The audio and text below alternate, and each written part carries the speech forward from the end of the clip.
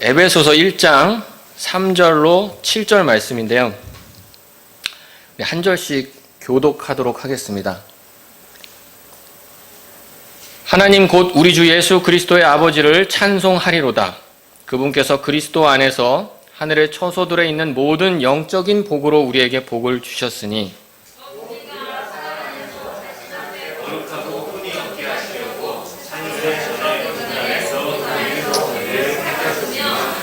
자신의 크게 기뻐하시는 뜻에 따라 우리를 예정하사 예수 그리스도를 통해 자신의 아이로 입양하심으로써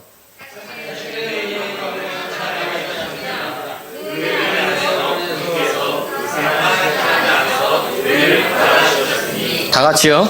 그 사랑하시는 자 안에서 우리가 그분의 풍성한 은혜에 따라 그분의 피를 통해 구속 곧 죄들의 용서를 받았도다. 아멘. 너무나도 잘 알고 있는 말씀이지만 또 오늘 구원받으면 무엇이 좋습니까? 라는 제목으로 함께 하나님 말씀을 나누고자 합니다. 얼마 전에 저희 회사의 건물에 정전이 일어났었어요. 요즘에 날도 춥고 해서 전기를 많이 쓰기도 하고 또 눈이 오고 얼고 이러다 보니까 정전이 나오더라고요. 그래서 정전이 생겨서 제가 급한 마음에 우리 층에 있는 분전함, 두꺼비 집이라고 하죠. 그 있는 곳을 알아서 뛰어가 봤는데 가도 제가 잘 모르겠더라고요. 알 수가 없죠. 그래서 조금 있다가 이제 그 건물 관리하시는 그 반장님이라고 한 분이 있는데 조금 연세가 있으신 분이에요. 그분이 이제 이렇게 막 뛰어오셨습니다.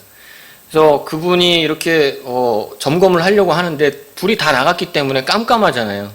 근데 이분이 후레쉬가 없는 거예요. 그래서 본인의 핸드폰을 이렇게 만지작거리시는데 핸드폰에 후레쉬 기능이 없더라고요. 요즘 우리 학생들이나 젊은 청년들은 그런 핸드폰이 어디 있어요 이럴 줄 모르는데 제가 갖고 왔어요. 그래서 바로 이런 폰입니다. 이런 폰. 예, 이런 폰. 후레쉬가 없어요. 이거 얼마 전까지 저희 어머니가 쓰시던 건데 이런 게 없어요. 근데 이제 보통 요즘 폰은 어떻죠? 이렇게 생겼죠. 뒤에 카메라도 있고 후레쉬도 있고. 그래서 불을 비출 수 없기 때문에 하는 수 없이 제가 제 핸드폰으로 이렇게 불을 밝혀 드렸어요. 그래서 그 문제를 해결하고 하면서 제가 갑자기 든 생각이 요즘 이렇게 좋은 핸드폰이 많은데 이런 걸 그러면은 이 반장님은 경험하지 못하고 사시는 건가? 아니 이걸로 요즘에는 어떻습니까? 우리가 이걸로 돈을 보내기도 하고요. 그리고 또 어떻습니까? 음식도 시켜 먹죠. 그리고 또 어때요? 유튜브로 설교나 찬송도 보고요. 그리고 사랑하는 사람과 화상통화를 통해서 멀리 떨어져 있지만 얼굴을 마주하면서 또 이렇게 이야기를 할 수도 있다는 거죠. 정말 이렇게 좋은 것들이 나온 세상인데 아직까지 이거를 누리지 못하시는 건가 하는 생각이 드니까 제가 조금 안타까운 마음이 들었어요. 왜 그런지 모르겠어요. 그때 그런 생각이 들었습니다. 그리고 나서 돌이켜서 생각을 하는데 누군가는 나를 보면서 내 삶을 보면서 그렇게 생각하지 않을까 하는 생각이 들었어요. 어떤 사람들은 막 좋은 것을 먹고 마시고 해외여행도 가고 하는데 누군가는 제 삶을 보면서 참 저 사람 안타깝게 산다. 매년 해외여행도 못 가고 저 좋은데 구경도 못 하고 또 우리 모임에 나오면은 얼마나 대단한 사람도 많은데 여기도 못 와보고 또 일요일이면은 가볼 데가 얼마나 많은데 이렇게 살고 있나 하면서 저를 보면서 누군가는 그렇게 안타깝게 생각하지 않을까 하는 생각이 들었습니다. 눈에 보이는 가치에 따라서 누군가는 그렇게 생각할 수도 있겠구나 하는 생각이 들었다는 거죠. 자, 그런데 그들이 경험한 것은 그것이 가장 최고의 가치라고 여기기 때문에 우리를 보면서, 저를 보면서 그렇게 착각을 할 수도 있다는 거죠. 여러분의 지인들 중에 누군가는 우리를 보면서, 여러분들을 보면서 그렇게 생각할 수 있지 않겠습니까? 정말 안 됐다. 맨날 저게 뭐야. 재미도 없게 사는 것 같아. 하고 싶은 것도 마음대로 못 누리는 것 같아. 여러분, 그런 사람들이 우리를 보면서 그렇게 생각할 수 있다 할지라도 여러분 어떻습니까? 우리는 어떻습니까? 그런 생각에 동의하십니까? 예, 저는 절대로 동의할 수가 없습니다. 왜냐하면 저는 절대적으로 세상의 가치들과 비교할 수도 없는 고귀한 가치를 발견했기 때문입니다. 그것은 바로 우리 주 예수 그리스도십니다. 여러분 그렇게 생각하십니까? 어떤 것과도 비교할 수가 없는 가치를 바로 예수님을 발견했기 때문이죠. 여러분이 만약에 최고의 가치 예수님을 발견하셨다면 그렇다면 여러분은 이 가치를 소중히 여기면서 주변 사람에게도 이 가치를 전하고자 많이 노력을 하실 거예요. 그들이 구원받기를 소망하실 거라는 거죠. 그렇습니까? 그러나 때로는 우리의 말과 행동으로 그들의 생각에 동의하고 있지는 않습니까? 때로는 우리가 그들의 그런 말과 그런 걱정 이런 것들을 들을 때 고개를 끄덕이다 못해 고개를 푹 숙이고 그렇지 조금 그런 것 같아 라고 생각하지는 않냐는 거죠. 그들을 부러워하거나 걱정 섞인 그들의 참견에 아무 말하지 못한다면 왜 나는 이 모양이야 하면서 낙심한다면 만약 우리가 그런 생각에 동의한다면 어떻게 그들에게 구원받으라고 말을 할 수가 있겠습니까? 어떻게 복음을 전할 수가 있겠습니까? 어떻게 예수 그리스도를 소개할 수가 있겠습니까? 복음을 전하고자 하는 우리에게 질문을 하나 해봅니다. 구원받으면 무엇이 좋습니까? 우린 뭐라고 대답할까요? 죄들을 용서받아요. 지옥에 가지 않고 천국에 가요. 틀린 말은 아니죠. 다 좋은 점 맞죠? 하지만 구원받으면 누리는 것은 맞습니다. 하지만 안타깝게도 세상 사람들의 눈에 그들에게는 죄들의 용서나 또 천국과 지옥은 눈에 보이지 않습니다. 관심 받기라는 거죠. 아주 먼 얘기입니다. 구원받으면 무엇이 좋습니까? 쉬운 질문 같아 보일지 몰라도 대답은 결코 쉽지 않을 수 있습니다. 이 질문은 그리스도인의 본질에 관한 질문이기도 하며 또한 다른 사람을 주님께 인도하기 위해 우리가 꼭 생각해 봐야 할 문제이기도 합니다. 오늘 본문은 구원이 무엇인지 그리고 그것이 왜 좋은지에 대해서 우리에게 아주 근본적인 해답을 주고 있습니다. 그렇다면 먼저 구원이란 무엇인지를 우리가 먼저 생각해 봐야 되겠죠. 구원이라는 것은 다른 단어로 표현을 하자면 구조라고도 표현할 수 있습니다. 구조. 그렇죠? 그 소방대원이 불에 위험에 있는 사람을 구조하는 것, 또 수상안전요원이 물에 빠진 사람을 구조하는 것, 이것도 다 구원의 다른 표현이라는 것입니다. 인간에게 이 구원이 필요한 이유는 무엇입니까? 우리 모두는 아담의 타락으로 인해서 죄인인 채로 태어나 죄값으로 사망을 당하게 되고요. 그 사망은 결국 영원한 지옥의 형벌에 이르게 됩니다. 아담은 누구였죠? 하나님의 형상대로 지음을 받은 하나님의 아들이었습니다. 하나님의 아들이라고 하고 있습니다. 타락 이전의 아담은요, 오늘날 모든 사람들이 추구하는 가장 높은 가치를 품은 그런 사람이었습니다. 사람들은 어때요? 더 높은 가치를 추구하죠. 더 좋게 되고 싶어 하죠. 자신의 육체가 더 건강해지고 더 예뻐지고 아름다워지기를 원합니다. 자신이 지적으로 더 뛰어나고 더 많은 것을 알고 또 똑똑해지기를 원한다는 것이죠. 또 자신이 남들에게 도덕적으로 좋은 평판을 얻고 또 그렇게 다른 사람들에게 추앙받기를 원한다는 겁니다.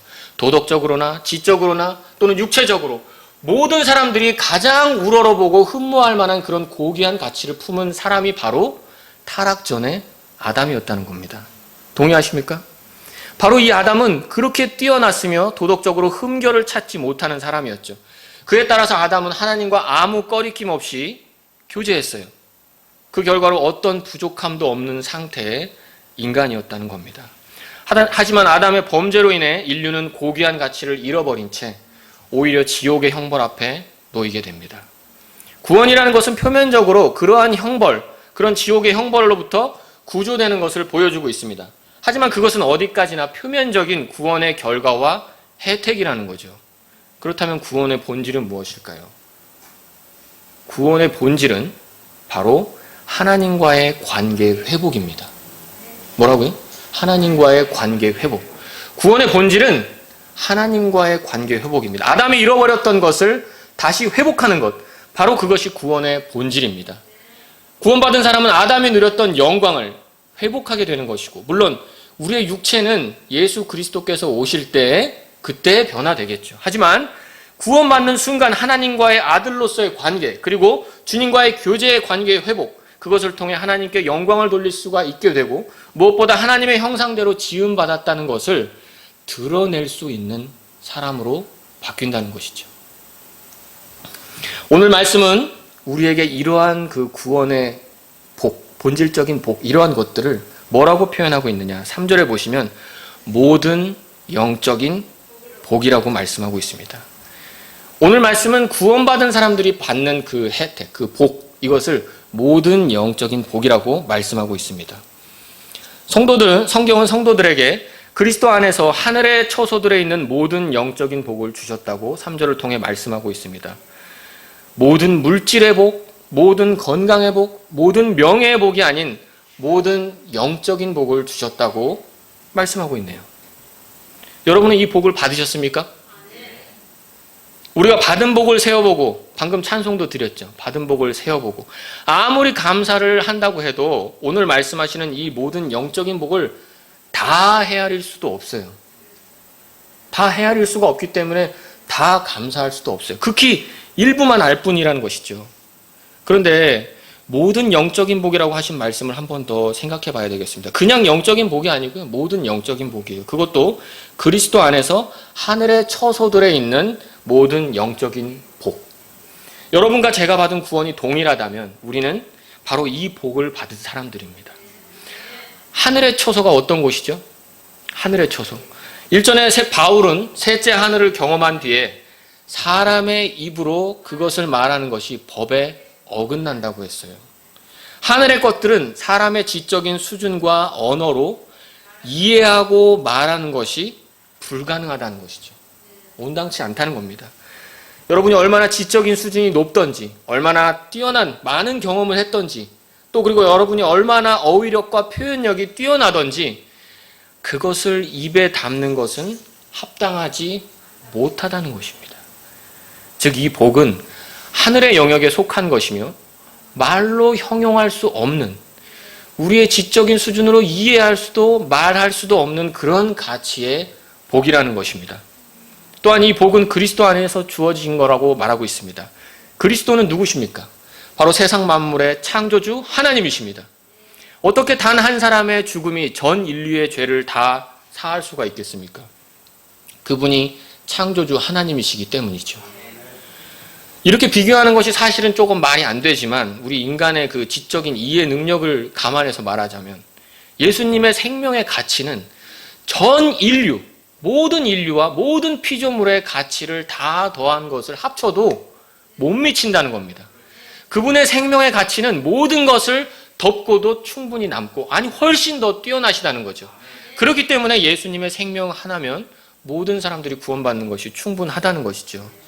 구원받은 우리에게 주신 이 복은 바로 이 예수님 안에서 주신 복이라고 말씀하고 있습니다. 이 말씀을 통해서 우리에게 주신 이 모든 영적인 복은 질적으로도 그리고 양적으로도 모자람이 없는 큰 복이라는 것을 우리는 알 수 있습니다. 이 복은 절대로 추상적인 것이 아닙니다.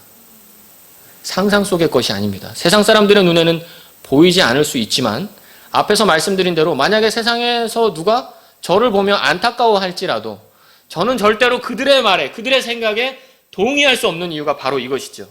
아니 오히려 제가 안타까워해야죠. 여러분 이것과 이것이 있으면 무엇을 선택하시겠습니까?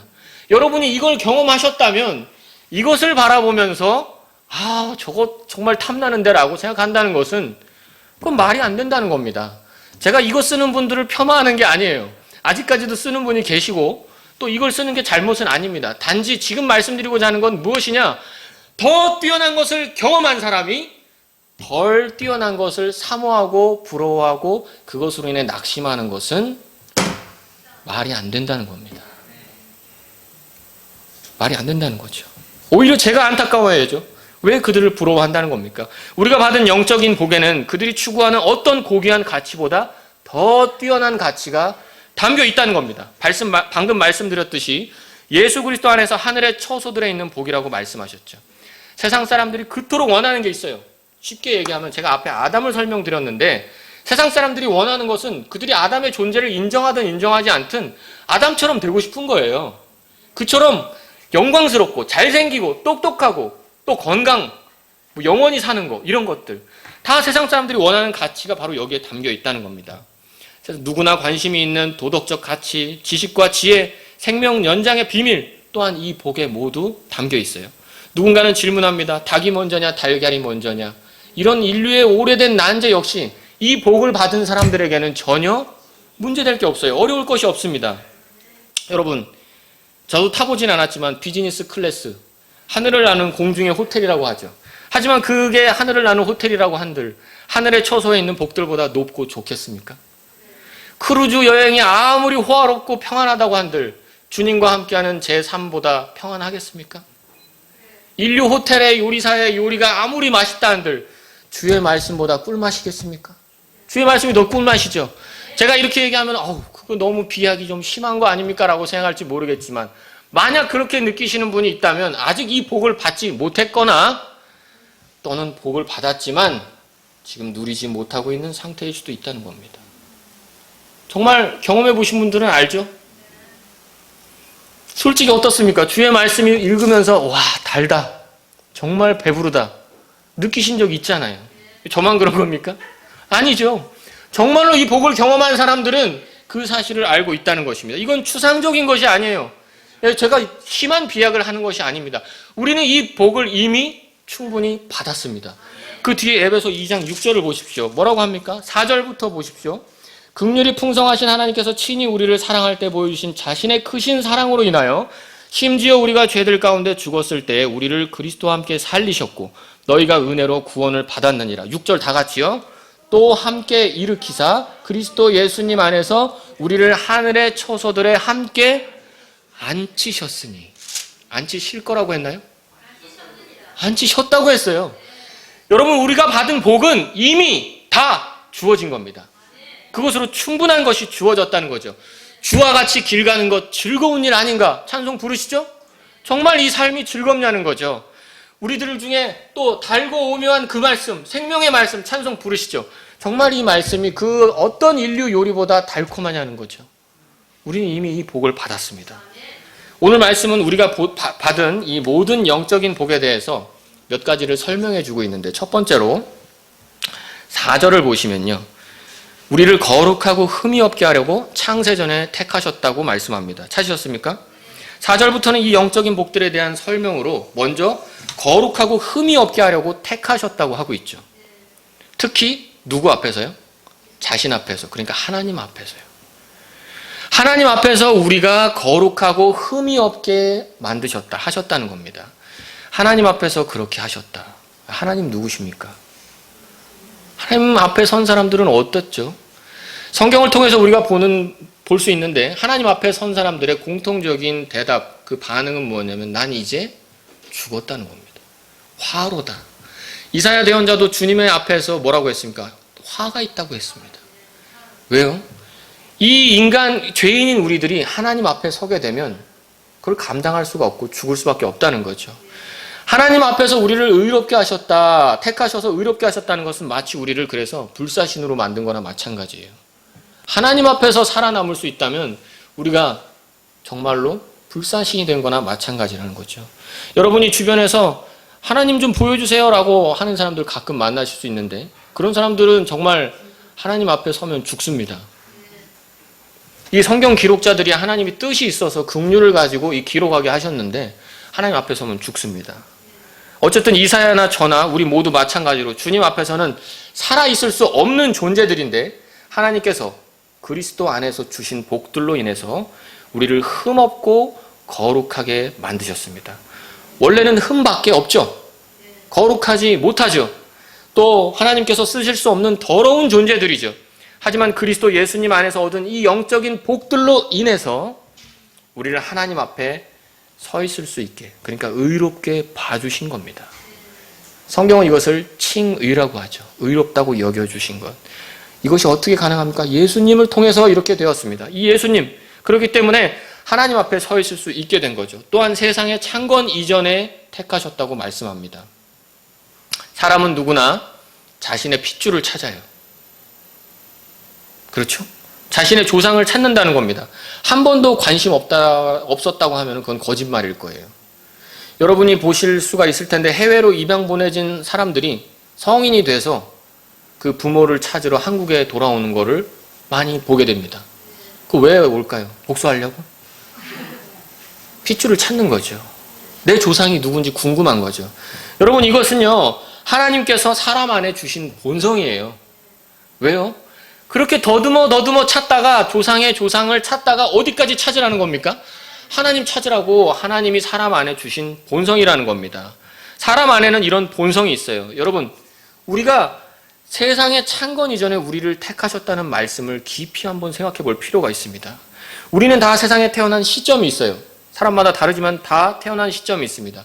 우리는 영원하지 않은 유한한 존재죠.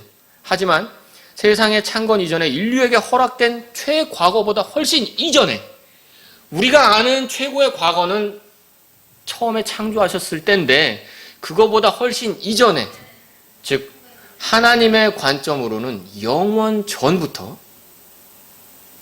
이 예수님 안에, 그리스도 안에 제가 있었습니다. 저는 이 사실을 생각할 때 너무 놀랍더라고요. 저는 1900 몇 년도에 태어났지만 우리는 그때가 우리의 시작인 줄 알고 있었지만 우리 유한한 인간인 우리가 영원 전에 그리스도의 마음 안에, 그분의 생각 안에 우리가 있었다는 겁니다. 이게 얼마나 놀라운 복입니까? 우리는 세상 사람들과 같이 우리의 뿌리를 찾아 헤맬 필요가 없어요. 우리의 뿌리는 그리스도 안에 창세전에 우리가 있었다는 겁니다. 얼마나 많은 사람들이 인생의 방향을 찾지 못해 방황하고 있습니까? 세상 사람들 다 그렇죠. 그리스도를 알지 못하는 사람들은 방황하는 삶을 살 수밖에 없습니다. 더 이상 방황이 없는 안정적인 삶, 바로 이것이 이 영적인 복이 주는 큰 복이라는 것입니다. 두 번째입니다. 두 번째는 5절을 통해 나타나고 있는데요. 우리를 입양하셨다고 말씀합니다. 그리스도 안에서 영적인 복은 우리를 하나님의 앞에 서게 했으며 또한 우리를 의롭다고 여겨지게 했죠. 그리고 나서 우리를 하나님의 자녀로 입양되게 하셨습니다. 이제 예수님의 이름을 믿는 자들에게는 다 하나님의 아들이 되는 권능을 그분께 받았습니다. 요한복음 1장 12절에 나와 있죠. 생각해보면 굳이 왜 나를 아들로 입양하셨을까 하는 의문을 한 번쯤 해볼 수 있습니다. 그냥 죄들의 용서를 받는 것으로 마무리 지으셔도, 내가 죄 용서받고 구원받는 걸로 끝내셔도 될 텐데, 뭐 그래도 내가 천국에 갈 수 있을 텐데 왜 아들로 삼으셨을까? 이런 의문을 한 번쯤 해볼 수 있다는 것이죠. 근데 앞에서도 말씀드렸듯이 구원의 본질은 하나님과의 관계의 회복입니다. 아담이 잃어버린 아버지와 아들과의 관계를 구원을 통해서 다시 누릴 수 있게 되는 것입니다. 더 이상 이 하나님을 두려워해서 그 숲을 속으로 몸을 숨겼던 아담처럼 하나님을 두려워할 필요가 없게 된다는 것이죠.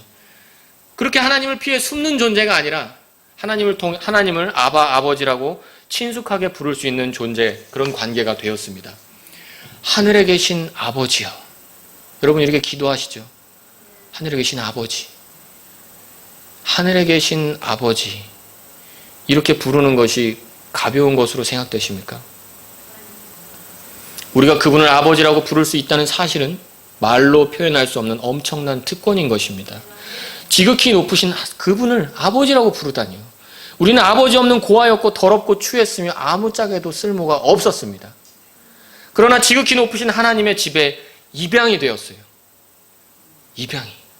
사실 아버지라고 입이 떨어지질 않습니다. 그분을 감히 내가 불러도 될까 싶은 마음이 들기도 합니다. 하지만 아버지께서는 우리를 사랑하셨고 우리를 불쌍히 여기셨습니다. 긍휼히 여기셨습니다. 아바, 아버지라고 부르도록 허락하셨습니다. 그래서 하나님과 가까이서 그분과 교제하고 요청할 수 있는 그런 존재가 된 것입니다. 그런 관계가 된 것입니다. 여러분, 이 성경의 모든 영적인 복이라고 하니까 왠지 보이지 않는 뭔가 좀 혼자만의 비밀을 받은 것 같은 느낌은 아닙니까? 뭔가 좀 이게 긁지 않은 복권을 받은 것 같은 그런 느낌은 아닙니까? 단순하게 생각하세요. 여러분은 세상 만물의 주인의 아들입니다. 세상 모든 것을 다 통치하시는 분의 아들입니다. 여러분이 바로 그런 복을 받았다는 것입니다. 모든 영적인 복이라고 하니까 우리가 너무 추상적으로 생각할 필요가 없다는 것이죠. 그런 아들이기 때문에 모든 물질의 복, 모든 건강의 복, 모든 영적인 복, 뭐든지 다 구할 수가 있어요. 그런데 여기서 영적인 복이라고 하니까 우리가 꼭 영적인 복만 구해야 하는 것인가? 물질을 구하면 뭐 육적인 것이고 성령을 구하면 영적인 것인가? 그렇지 않습니다. 우리는 뭐든지 다 구할 수가 있어요. 영적인 것은 어떤 것입니까? 바로 그리스도 안에 있는 것이 영적인 것이죠. 여러분은 모든 물질, 건강, 명예, 부 다 구할 수 있습니다. 하지만 우리가 그런 것만 우선적으로 구한다면 세상의 그 유한한 가치를 가지고 평가하는 그런 사람들과 다를 게 무엇이 있냐는 거죠. 오히려 성경은 아버지께서는 우리들이 구하기도 전에 우리의 필요를 아신다고 말씀하고 있습니다.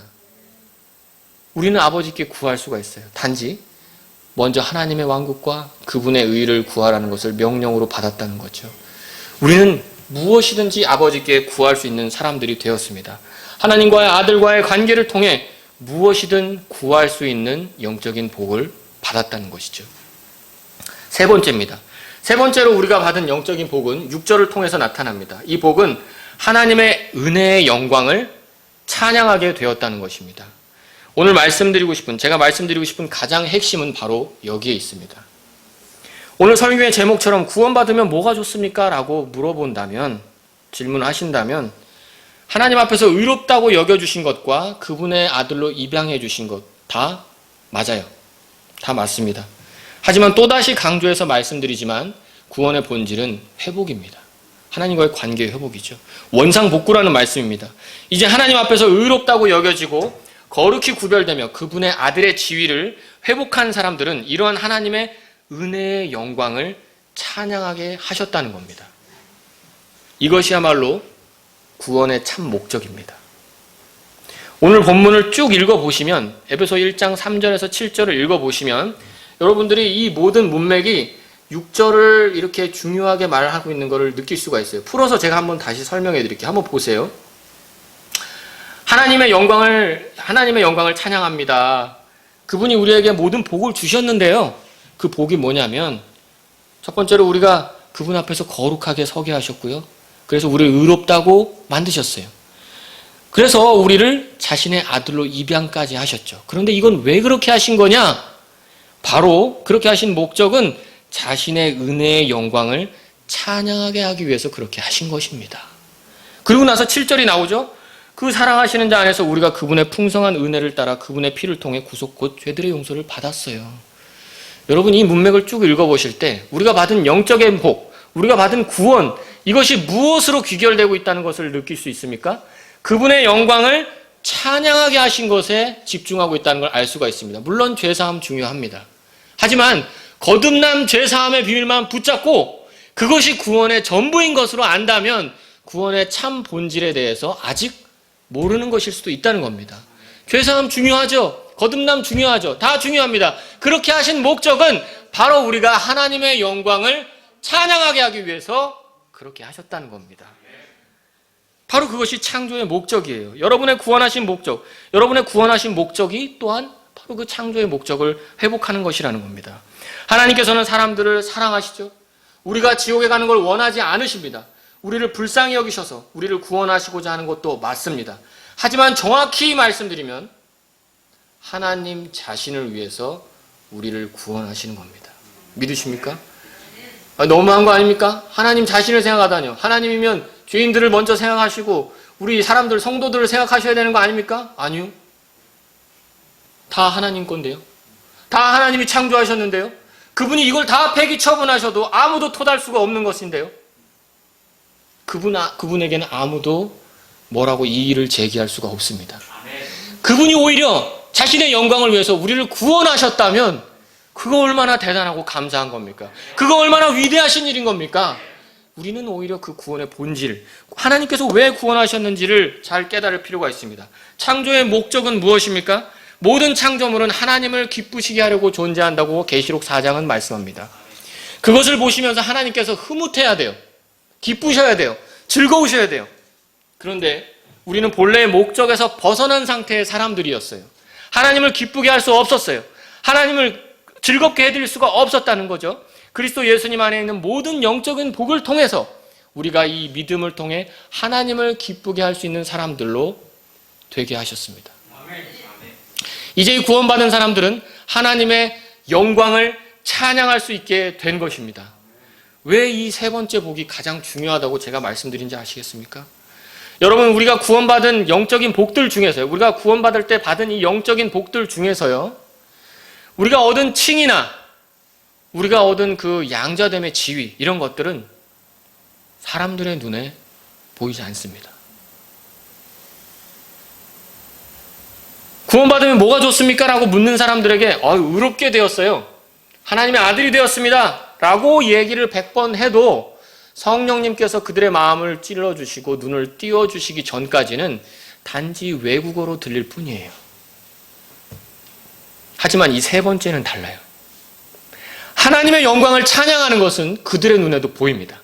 사람들의 눈에도 보입니다. 우리들도 보고 느낄 수가 있다는 것이죠.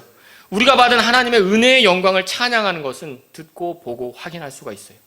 구원받으면 뭐가 줘요? 라고 묻는 사람이 있다면 주변에서 어쩌면 그런 사람을 만나게 된다면 되게 영광스러운 일일 것 같아요.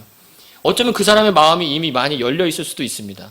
그리고 우리가 하나님 찬양하는 걸 보여줬기 때문에 그렇게 물어보는 걸 수도 있을 거예요. 저도 희망사항이지만 누군가 저에게 그렇게 물어보도록 정말 제가 그걸 드러내고 싶은 소망이 있습니다. 그런데 그렇게 물어볼 때 우리가 깊이 생각해 봐야 될 게 있어요. 그것은 무엇이냐? 우리를 구원하신 목적과 우리에게 주신 모든 영적인 복은 바로 우리로 하여금 하나님의 영광을 찬양하게 한다는 것이며 그것이야말로 구원받은 사람이 가장 받을 수 있는 큰 복이라는 것입니다. 왜냐하면 그것이 처음 사람을 만든 목적을 다시 회복하는 것이고요. 그 목적대로 살 수 있다는 것은 인간이 그토록 가장 고귀하게 여기는 그 높은 아주 고귀한 가치를 회복하는 것이기 때문이죠. 칭이나 양자됨은 우리가 하는 게 아니에요. 하나님께서 해주시죠. 그렇지만 이 찬양이야말로 구원받은 사람이 하나님을 위해 할 수 있는 것이에요. 그것도 언제까지요? 영원토록. 구원받은 사람이 하나님을 위해 할 수 있는 게 생겼다니 이것이야말로 큰 복 아닙니까? 우리는 입을 열어서 찬송할 수도 있어요. 또는 앞에 나와서 간증을 하거나 교제 가운데 주님을 간증하면서 찬양할 수도 있습니다. 그리고 우리의 변화된 삶의 태도와 언행으로 또는 어떤 중대 결정을 할 때 하나님의 법대로 하는 것으로 주님을 찬양하며 그분께 영광을 돌릴 수도 있습니다. 하나님을 찬양하는 것은 여러 부분을 통해서 우리가 나타낼 수가 있어요. 우리의 말과 행동뿐만이 아니라 우리의 말과 행동으로 하나님을 몸으로 찬양할 수가 있다는 것입니다. 찬양은 입으로만 하는 것이 아닙니다. 우리의 행동 하나하나가 찬양이 될 수가 있어요. 사람들은요, 이 본래 찬양하는 걸 되게 좋아하더라고요. 하나님이 사람을 그렇게 창조하셨거든요. 하나님을 찬양하도록. 그렇기 때문에 비록 타락을 했지만 사람들 안에는 찬양을 좋아합니다. 어떻게 알 수 있을까요? 그런 걸 보고 싶어 한다면 축구 경기장이나 콘서트장을 보면 금방 알 수가 있어요. 내가 좋아하는 선수, 내가 좋아하는 가수가 나오면 정말 난리도 아닙니다. 집에서 지금 놀라신 분들이 있을 텐데 진짜 옆에서 보면요, 와, 그렇게 찬양을 하나? 소리 지르고 뛰고 막 그 은혜 받아서 울고 환호성을 지르고 난리가 납니다. 사람들이 그렇게 찬양한다는 것이죠. 그런데 세상 사람들도요, 경기장 안에서만, 콘서트장 안에서만 찬양하지 않아요. 밖에 나가서 그 선수의 유니폼을 입고요, 그 가수의 헤어스타일을 따라하고요, 그 가수가 하고 있는 장신구를 같이 하고요, 그 가수의 그 사진을 품고 다니고요, 그 연예인이 쓰는 물건, 그 연예인이 자주 가는 장소, 이런 데를 가면서 그들을 찬양한다는 거죠. 내가 찬양하는 이 연예인이 제일 멋져. 내가 응원하는, 내가 찬양하는 이 축구 선수가 제일이야.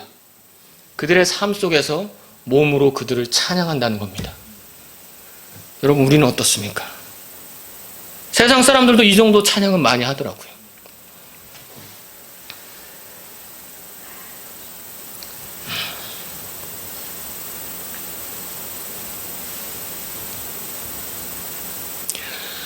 우리는 얼마나 하나님의 영광을 찬양하고 있습니까?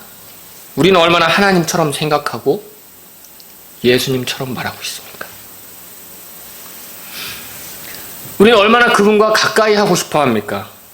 콘서트장에 들어가기 위해 1박 2일 텐트를 치고 앞에 줄 서 있는 소녀들을 본 적이 있어요. 우리는 얼마나 경배에 참여하기 위해 마음으로부터 준비하고 있습니까? 그 비싼 돈을 지불하면서 그 경기장에, 콘서트장에 들어가기 위해 사람들은 기꺼이 돈을 지불합니다. 우리는 얼마나 비싼 값을 지불하며 하나님의 가치에 찬양을 돌려드리고 있습니까? 우리는 얼마나 주님께 드림으로 찬양을 표현하고 있습니까? 우리의 시간과 재능과 물질, 얼마나 주님이 맞습니다라고 그분께 찬양으로 표현하고 있습니까? 구원받으면 뭐가 좋습니까? 나는 비록 구제불능이고 심각한 죄인이지만 구원받은 이후로도 여전히 저는 부족하지만 연약하지만 나는 가장 고귀한 가치를 지닌 하나님을 찬양하며 살아갑니다. 나는 내 존재의 목적을 알기 때문에 세상의 어떠한 위협이나 고난에서도 내가 가야 할 길을 알고 있습니다. 그것은 하나님을 내 온 몸과 마음으로 찬양하며 그분을 기쁘시게 해드리는 삶입니다. 우리는 오늘 말씀을 통해 구원받으면 무엇이 좋은지 구원의 목적, 본질에 대해서 생각해 봤습니다. 이제 이 말씀을 통해서 우리가 얻을 수 있는 교훈 3가지를 말씀드리고 정리하도록 하겠습니다. 첫 번째입니다. 세상에서 낙심하지 마십시오. 오늘 말씀을 통해 우리가 받은 복에 대해서 다시 한번 확인했습니다. 어떻습니까? 우리가 받은 복이, 여러분이 받은 복이 만족할 만 하십니까? 정확하게 느껴지십니까? 우리는 이제 좀 더 정확한 저울을 가질 필요가 있어요. 과연 어떤 것이 더 무겁고 어떤 것이 더 가치가 있고 어떤 것이 더 고귀한 것인지 우리는 그것을 정확하게 판단할 수가 있어야 됩니다. 제가 일일이 나열할 수는 없지만 우리는 누군가 무엇인가를 부러워할 수도 있어요.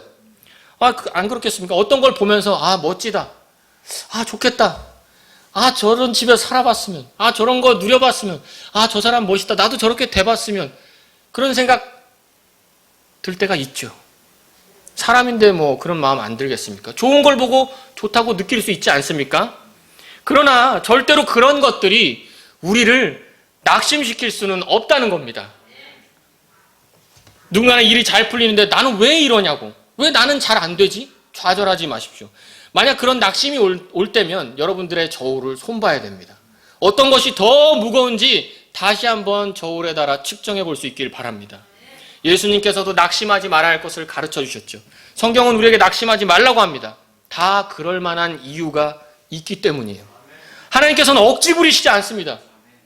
하나님은 단 한 번도 우리에게 억지 부리시거나 뭐 안 되는 거를 막 그냥 채찍질 해가지고 끌고 가시는 분이 아니라는 거죠. 다 그럴 만한 이유가 있기 때문이에요. 여러분, 이 복, 우리가 받은 이 복들, 여러분이 그 가치를 두고 무겁게 여겨야 될 바로 그 복은 미래의 복이 아닙니다. 요즘 젊은 사람들이 정신승리라는 이야기 하는데 들어보셨는지 모르겠어요. 정신승리 들어보셨죠? 자, 이게 뭐냐면 이솝우화의 여우와 포도를 보면 그 정신승리가 잘 나와요. 여우가 포도를 따먹으려고 막 했는데 안 됐죠. 그러니까 돌아서면서 뭐라고 했습니까? 저 포도 실 것 같아 하면서 스스로 위로하면서 가는 거죠. 이게 정신승리예요. 요즘 사람들이 그 말을 많이 한다는 거죠. 이거 해도 안 될 것 같으니까 스스로를 위로하면서 안 되는 핑계를 대면서 스스로를 위로한다는 거죠. 여러분, 우리 그리스도인들은 정신승리하는 사람이 아니에요. 오늘 분명히 말씀드립니다. 우리 중에 누구는 예를 들어서 그럴 수 있어요. 우리 집이 왜 이렇게 불편하지? 왜 이러지? 그럼 뭐라고 합니까? 우리에게 나중에 더 좋은 집이 기다리고 있어. 힘내. 맞는 말이죠? 실제로 기다리고 있죠? 하지만 이 복은 잘 들어보세요. 현재 받은 복입니다. 나중에 있을 거는 그냥 그건 보너스고요. 주 예수와 동행하니 그 어디나 하늘나라. 그렇다면 우리의 삶이 이 복을 지금도 누리고 있을 수 있다는 겁니다. 우리의 환경과 상황이 어떨지라도 그것으로 인해서 지금 우리가 정신승리할 필요가 없다는 겁니다. 나는 왜 맨날 이 모양이지? 왜 해도 안 되는 것 같지? 나중에 잘 되겠지. 아니요. 지금도 할 수 있어요. 지금도 우리는 거룩하게 살아서 예수님처럼 살아서 그분을 드러내고 하나님께 영광 돌리고 나중에 완벽해질 것이지만 지금도 우리는 그걸 드러내면서 살 수 있다는 거예요. 그것이 바로 지금 우리가 받은 복이에요. 나중에는 그냥 보너스로 누리는 겁니다. 하나님이 주신 모든 영적인 복은 우리 그리스도인들이 지금 누릴 수가 있는 거예요. 그리스도인 여러분, 제발 정신승리하려고 하지 마세요. 지금도 충분합니다. 그리스도인들은 버티기가 아니에요. 제발 우리 그리스도인들 버틴다는 생각을 하면 안 됩니다. 왜 우리가 버텨요? 이거 뭐 힘겨운 겁니까? 우리는 이미 이긴 싸움을 싸우고 있습니다. 그리스도께서 승리했고 우리는 그냥 가면서 죽는 거예요. 뭘 주서요? 전리품 주는 겁니다. 다 이긴 싸움에서 전리품 주시면서 주님을 기다리는 것이 우리의 삶이지, 하루하루 힘든 거 버티고 그날만 바라보며 살자? 예, 물론 그날 바라보면서 살아야 됩니다. 하지만 바라보면서 사는 우리의 중간의 태도가 어떠해야 하는지를 오늘 보여주고 있습니다. 그냥 힘든데 그냥 어쩔 수 없으니까 버티고 견디는 게 아닙니다. 하나님께서 우리에게 주신 이 모든 영적인 복은 우리가 승리한 것을 느끼고 또 그 승리를 누리면서 나아가게 해주신다는 거죠. 더 이상 낙심할 필요가 우리에겐 없다는 겁니다. 두 번째입니다. 세상에서 열심을 다하시기 바랍니다. 우리는 하나님을 찬양할 수 있게 된 사람들입니다. 그분을 찬양하는 것은 내 입술로만이 아니라 행동으로도 그분을 찬양함을 드러낼 수가 있습니다. 내가 하는 일의 방식으로 그분을 찬양함을 드러낼 수 있습니다. 여러분이 구원받은 것은 하나님을 찬양하는 것으로 드러나게 됩니다. 말씀드렸죠, 앞에? 우리가 찬양을 하는 것. 그러니까 몸과 마음으로 내 일하는 방식, 내 말투, 내 행동, 내가 돈을 어떻게 쓰는지, 내가 시간을 어떻게 보내는지로 하나님 찬양하는 것이 드러난다는 것이죠. 정말로 그분을 찬양하는 삶이 어떤 것인지 우리는 신중해야 합니다. 최선을 다해서 하나님께서 내게 주신 복이 드러나서 하나님께서 영광을 받으셔야 됩니다. 그래서 그리스도인 여러분께 말씀드립니다. 그리스도인들은 열심히 살아야 돼요. 그냥 찬양해야지 하니까 그냥 계속 찬양만 하고 말로만 찬양하는 것이 아니라 우리의 삶이 열심을 다해야 돼요. 학생 여러분들은 공부를 열심히 하셔서 잘해야 됩니다. 청년과 장년들은 직장 생활에 충실하셔서 아주 뛰어나셔야 됩니다. 디모데전서 6장 1절에 이런 말씀이 있습니다. 멍에 아래에 있는 종들은 다 자기 주인들을 모든 존경을 받기에 합당한 자로 여길지니 이것은 하나님의 이름과 그분의 교리가 모독을 받지 않게 하려 함이라. 어느 곳에서든 우리가 처한 환경에서 우리는 최선을 다해서 하나님의 영광을 드러내는 삶을 살아야 합니다. 몸으로 주님을 찬양하고 그분을 높이는 삶을 살기 위해서 우리는 대충 살아서는 안 됩니다. 어디서든지 뛰어나십시오. 무조건 1등을 하고 높은 위치에 올라가라는 것은 아닙니다. 그러나 가급적 그렇게 하십시오. 가급적 돈도 많이 버시고 가급적 출세도 하시고 가급적 높은 지위에 올라가시고 가급적 전교 1등도 하시고 다 하십시오. 하지만 중요한 것은 그렇게 하더라도 우리가 어떤 환경과 상황에 처하든지 정직하고 성실하고 율법을 존중하며 최선을 다하는 삶을 살아야 된다는 것입니다. 그것이 바로 하나님을 찬양하는 삶입니다. 마지막 세 번째는 세상보다 그리스도를 알아가자는 겁니다. 마지막으로 삶 속에서 그리스도를 더욱 알아가야 합니다. 우리는 그리스도를 안다고 생각할 수도 있습니다. 실제로 알고 있어요. 하지만 우리 각자가 아는 것은 누구나 완벽하지 않습니다. 어느 누가 예수님을 완벽하게 안다고 할 수 있겠습니까? 아니죠. 오히려 극히 일부분만 알 뿐이죠. 사도 바울은 항상 그리스도를 더 알고자 했고 그리스도를 얻고자 했습니다. 왜냐하면 그분을 아는 지식이 모든 것보다 뛰어나기 때문입니다. 세상 어떤 고귀한 가치의 신분, 명예, 지식, 재물 그런 것들이라도 그리스도 앞에서는 전부 배설물 취급을 했다는 겁니다. 사도 바울은 또한 이 그리스도를 통해 모든 것을 할 수 있다고 고백했습니다. 이것은 그가 온전히 그리스도만으로 만족한다는 의미입니다. 예수님이면 충분하다는 거죠. 시편 23편의 고백처럼 주는 나의 목자시니 내게 부족함이 없다. 더 원할 게 없는 상태라는 거죠. 우리 주 예수 그리스도가 있기 때문에 그러한 상태가 될 수 있습니다. 오늘 본문을 보십시오. 그리스도의 아버지, 그리스도 안에서 그리스도를 통해 우리가 누리는 모든 영적인 복은 그리스도를 통해서 누릴 수가 있는 것입니다. 그리스도를 더 알면 알수록 우리는 영적인 복을 더 많이, 더 풍성하게 누리게 될 것입니다.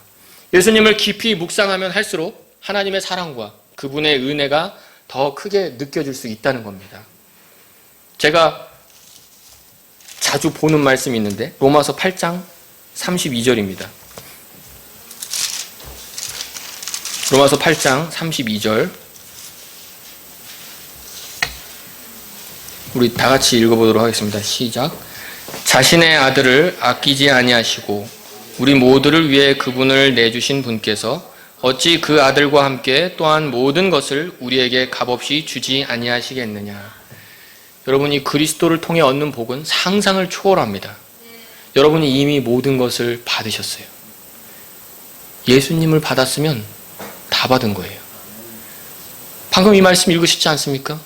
예수님을 받았으면 우리는 다 받은 거예요. 하나님께서 더 이상 아낄 게 없어요. 여러분, 그런 경우 없습니까? 뭐 이렇게 달라고 하는데 먹다가 중요한 걸 다 먹었어요. 그러면 야, 다 먹어.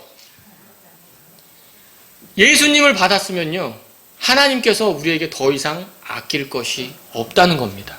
그러니까 우리는 뭐든지 다 받은 거예요. 그리스도는 세상의 모든 것보다 더 뛰어나시기 때문이죠. 이런 예수님을 우리에게 주셨다면 하나님께서는 우리에게 더 이상 아낄 게 없다. 힘들고 어려운 일 앞에 놓여 있을 때 여러분, 이 말씀을 떠올려 보십시오. 저도 어떨 때 그럴 때가 있습니다. 조금 뭔가 일이 잘 안 되거나 뭔가 손실이 있을 것 같거나 뭔가 실수가 있었거나 뭔가 좀 이게 좀 잘못되면 어떡하지, 이런 불안이 있을 때, 마음에 불안하고 초조하고 그럴 때가 있죠. 그럴 때 이 말씀을 묵상하면서 가만히 생각해 보세요. 내가 처할 수 있는 가장 안 좋은 상황과 그 손실을 생각하면서 이것과 비교를 해보시라는 거죠. 그리스도를 받았지. 내가 비록 이 일로 인해서 어떤 손실이 있더라도 또 어떤 그 아픔이 있더라도 나는 이미 그리스도를 받았지. 그러면요, 제가 경험해 본 바로는 마음에 평안이 옵니다. 그런 고민과 그런 것들이 싹 사라지는 걸 느낍니다. 또 있으면 또 나오는데요? 또 읽으세요. 또 사라집니다. 계속해서 주님의 말씀을 생각하면서 그리스도를 더 알아갈 필요가 있다는 겁니다. 반드시 기억해 보십시오. 우리는 하나님의 영광을 찬양하라고 구원받은 것입니다. 하나님 찬양하는 것은 인간이 할 수 있는 가장 고귀한 일입니다. 우리의 삶에서 모든 부분이 하나님을 찬양하는 것을 보이게 된다면, 여러분, 정말로 우리가 이 하나님 찬양하는 것을 우리가 이렇게 몸으로 보이게 된다면 세상은 오히려 우리를 보고 매료될 거예요. 우리가 그걸 제대로 못해서 그렇죠. 이렇게 하고서 괜히 욕먹으면 어쩌지? 제대로 못해서 그렇죠. 저도 그리스도인들이 이렇게 주님을 몸으로 찬양하는 걸 보면요, 숙연해집니다. 존경과 감사가 나오고요, 주님에 대한 그 신뢰가 나오고요, 하나님에 대한 두려움, 임재, 이런 걸 느낄 수가 있다는 거죠.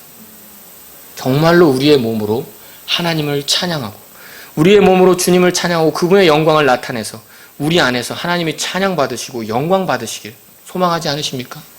저와 여러분 모두, 우리 마라나타 침례교회 성도님들 모두가 주님을 찬양하는 삶으로 하나님께 영광 돌릴 수 있기를, 우리의 구원의 본질, 우리의 구원의 목적을 회복하고 더욱더 하나님께 영광 돌릴 수 있기를 간절히 소망합니다. 네, 오늘 우리가 하나님 말씀을 들었는데요, 같이 기도하는 시간 갖겠습니다. 댁에 계신 분들도 함께 기도하는데요, 여러분, 하나님께서 우리에게 영적인 복을 주실 거다, 하늘에 가면 누릴 거다, 우리가 부활의 때 누릴 거다가 아니라 이미 주셨습니다. 영적인 복이 우리에게 있습니다. 우리를 거룩하고 흠이 없게 하려고 의로운 존재로 이렇게 만들어 주셨고요, 우리를 하나님의 자녀로, 아들로 살아가도록 입양해 주셨습니다. 이 멋진 일들을 하나님께서 우리에게 이미 해 주셨고요, 또 그 가운데서 지금 현실의 삶을 살아가는 동안 우리가 마음껏 하나님을 찬양하며 살 수 있는 그런 위치로 우리를 변화시키셨습니다. 근데 우리가 얼마나 하나님을 찬양하면서 살고 있습니까? 얼마나 하나님을 영화롭게 하면서 말과 행동과 모든 삶의 모습을 하나님을 찬양하고 있습니까? 오늘 이 시간 이 말씀을 들으신 여러분께서 혹시 하나님, 이렇게 큰 복을 주셨는데 제가 왜 다른 사람들을 부러워했는지, 아버지, 내가 왜 이 다음에 복 받을 것만 생각하면서 이렇게 정말 정신승리라고 하는 그런 측면에서 막연히 버티고 서 있었는지 이제는 그렇게 살지 않겠습니다. 지금 아버지께서 복을 주신 것을 기뻐하며 충분히 누리는 사람이 되기를 원합니다. 이런 분이 있다면 여러분 이 시간 기도하십시오. 제가 세상에서 어떠한 형편에 처해지든지 저는 낙심하지 않겠습니다. 이미 그리스도를 얻었기 때문에 절대로 낙심하지 않겠습니다. 이런 분들이 있다면 기도하십시오. 하나님, 제가 열심히 주님을 위해 살겠습니다. 이 세상을 사는 동안 다 주님을 위한 기회로, 주님을 드러내는 기회로 생각하고 최선을 다해 살겠습니다. 이런 분이 있다면 이 시간 기도하십시오. 하나님, 제가 그리스도를 아는 것을 가장 귀한 일로 여겨 열심히 주님을 아는 삶을 살겠습니다. 여러분, 이런 분이 있다면, 왜? 주님을 아는 것이 나를 더 영적인 복을 누리게 만들 거니까 나는 주님을 더 알기를 원합니다. 이런 분이 있다면 기도하십시오. 오늘 말씀을 생각하면서 하나님께 나아가는 시간이 되면 좋겠습니다. 기도하겠습니다.